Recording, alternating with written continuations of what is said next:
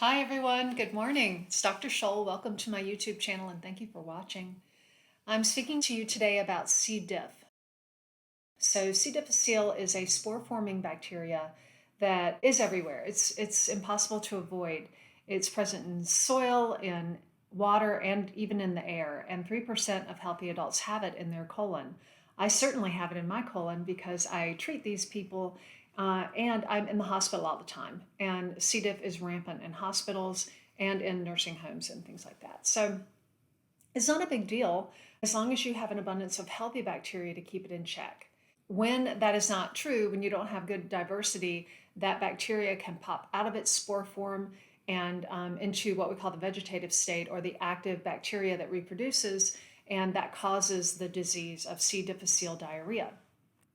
We have several antibiotics that we use to treat it. It is totally treatable and we can get rid of it. But when we do that, we don't address the underlying problem, which is a lack of biodiversity in the patient's microbiome. So we treat the C. difficile, but we also kill more good bacteria, and therefore we increase the risk of a C. difficile recurrence. So currently 1 in 7 patients will have a recurrence of their C. difficile diarrhea, and it's a big deal in the medical world.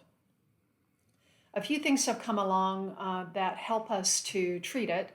One has been the development of an antibody infusion. It's given once and it's called Zenplava. And it doesn't have a great track record, 10% over placebo, but we will take what we can get because when C. diff is recurring, it's bothersome and the symptoms are very difficult. The reason that I am posting this today is because there are 2 new players on the scene, and these are really, really, really exciting for a microbiome nerd like myself because they offer the ability to give you a fecal transplant to restore microbiome diversity in an FDA-approved product, and that is the first time that's ever happened. So the first is called Rebiota.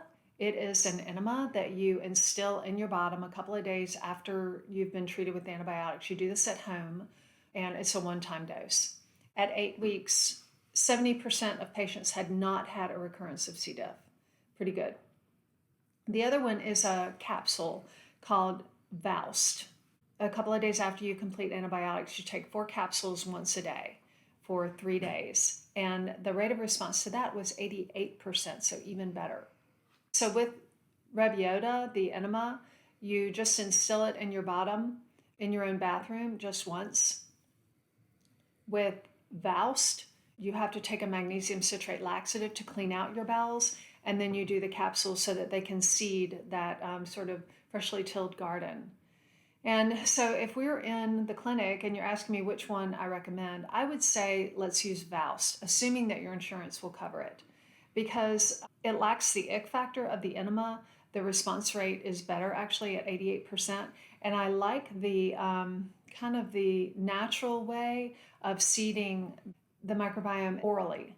I like that process. I think it's more akin to the natural process of seeding your microbiome.